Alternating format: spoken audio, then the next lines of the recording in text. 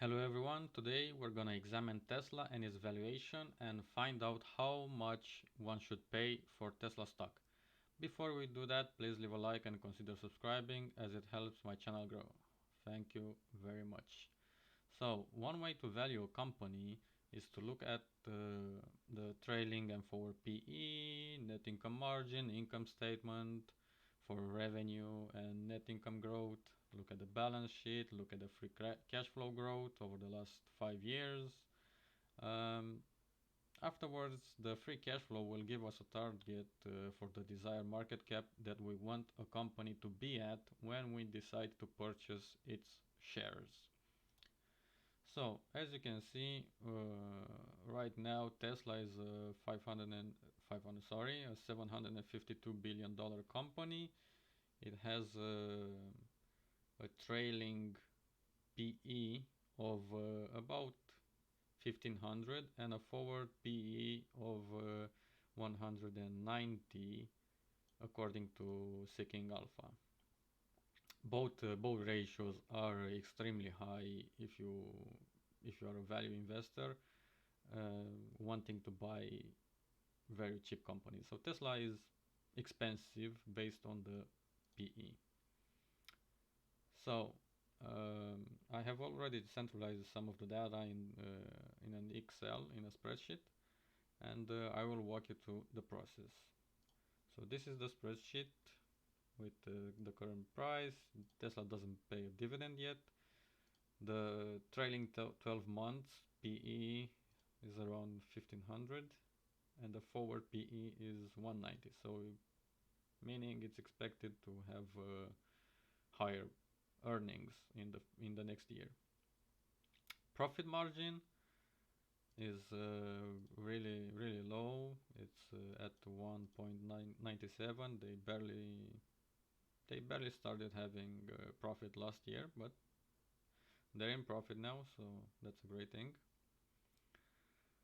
Now let's check revenue growth. So they had quite amazing revenue growth over the last 5 years. As you can see, from 2016 until the trailing 12 months, there's a four times increase in revenue. So that's amazing. That's 300% more. So that's a check mark. That's a definite check mark. Very good growth.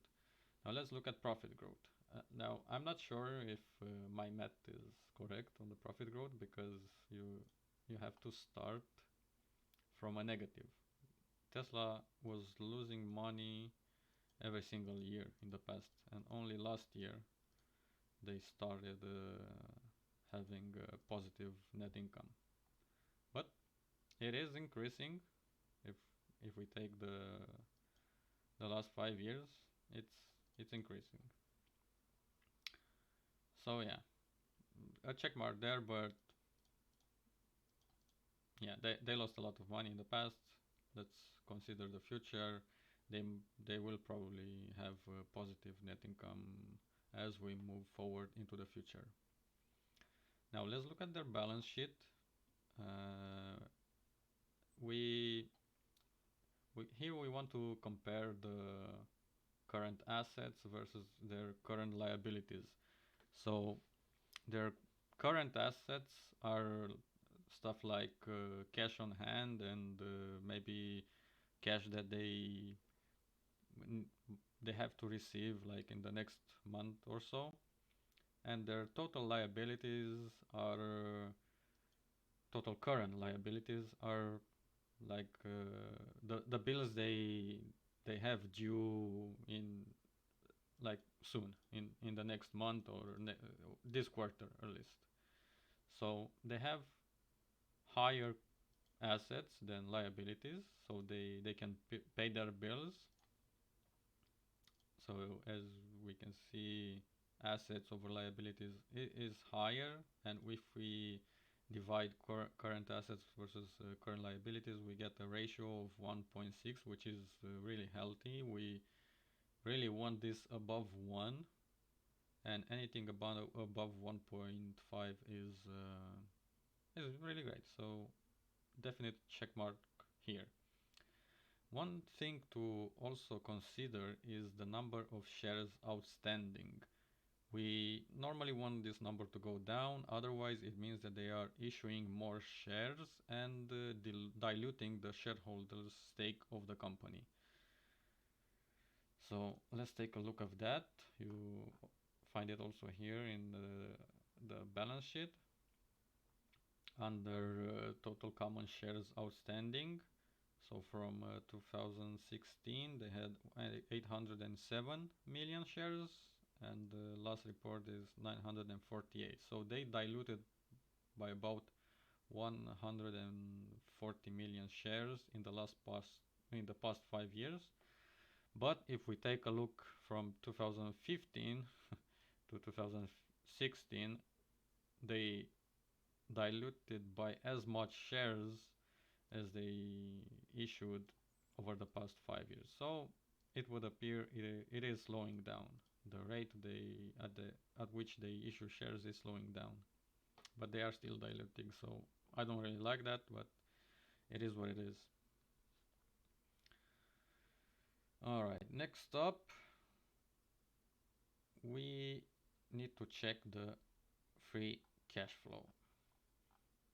So the free cash flow, you find it right over here. We're still at financial statements. They also have the net income. And the way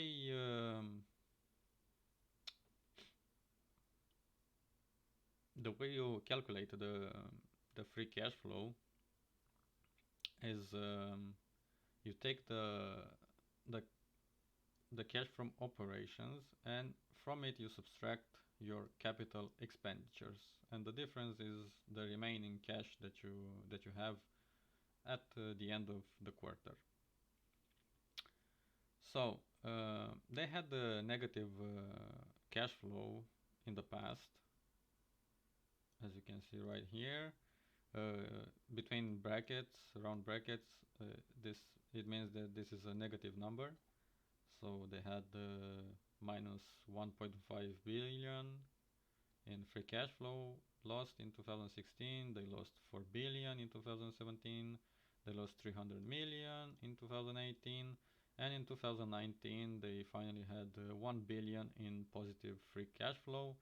And in the trailing 12 months they had 1.8 billion of positive cash flow. So this is a positive sign that they have positive free cash flow. So normally when we calculate the ratio between the market cap and the free cash flow, we want to take the average of the last 5 years, to be conservative. But we'll make an exception for Tesla, and we will only divide it with the average of the last 2 years, because those are the years with positive free cash flow. So the way we do that, we take the market cap of Tesla, which is 752 billion, and then we divide it by the sum of the last 2 years of positive free cash flow, and that gives us a ratio of 268, which is in line with the forward PE. This over long periods of time should be equal. So Tesla is extremely expensive, but they have really high growth. Now we need to ask ourselves, how much should we pay for high growth? Because you should not pay any price for high growth. Usually to be conservative, you want to multiply the free cash flow with a number. For high growth, we multiply it by 20. For Tesla, let's say we're gonna multiply it by 30. So, and I am not gonna take the average of the last 2 years, because the average is 1.4 billion. I'm gonna multiply it with the last year. So 1.8 1.8 billion times 30. So the desired market cap is 54 billion. So this is the market cap that we want Tesla to be at, as value investors. We don't want to pay 752 billion for Tesla. If I had the money to buy Tesla, I would not pay 750 billion for it. I would at max pay 54 billion. So is it a buy right now? No, it's not a buy right now, but it might be in the future.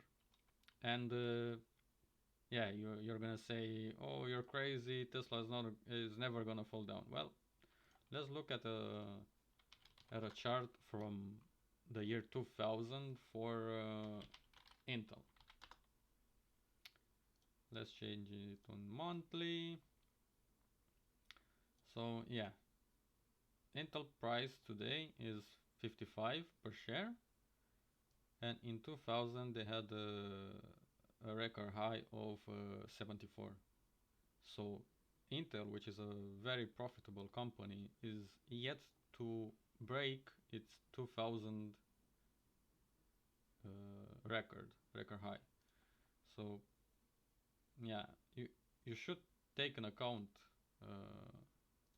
and let's this is on logarithmic. Let's switch it on a linear scale to really see the parabolic move that Intel had in 2000. So there are probably guys saying up here, oh, you should pay anything for Intel because it's a very high growth company and it's only gonna go up. No, it didn't. It crashed. They started to make profit and it consolidated, and now they're up, and Intel is a great company today. They have a lot of profit. Now let's so this is where we should look at Intel.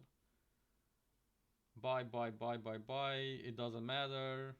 We're gonna buy up here because it's gonna go up forever, and then it crashed. Now let's look at Tesla.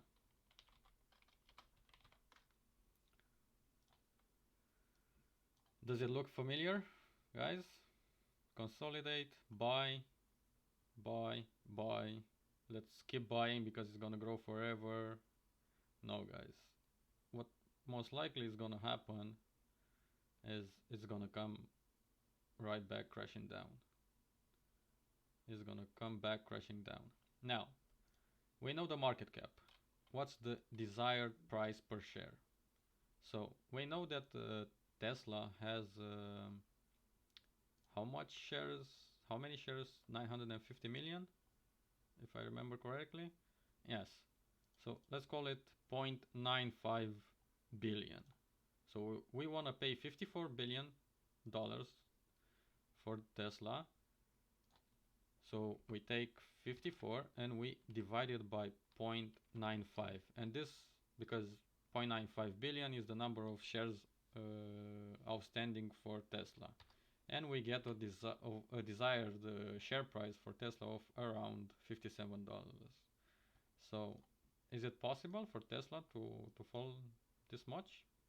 Yeah, why not? Why not? It was here not long ago. It was at this price like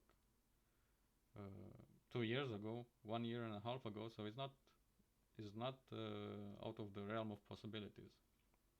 And I will be a buyer if when it falls so much. Well, let's say it doesn't fall this year or next year. Well, then we will go back to this spreadsheet and we will calculate a new desired market cap, which will probably go higher in the future because they will have more free cash flow. But again, we should not pay any price for Tesla. So yeah, guys, I hope you enjoyed my analysis of Tesla. That's it for today. Please leave a comment below and let me know what you think of this video. Thanks a lot, and I'll see you next time. Bye.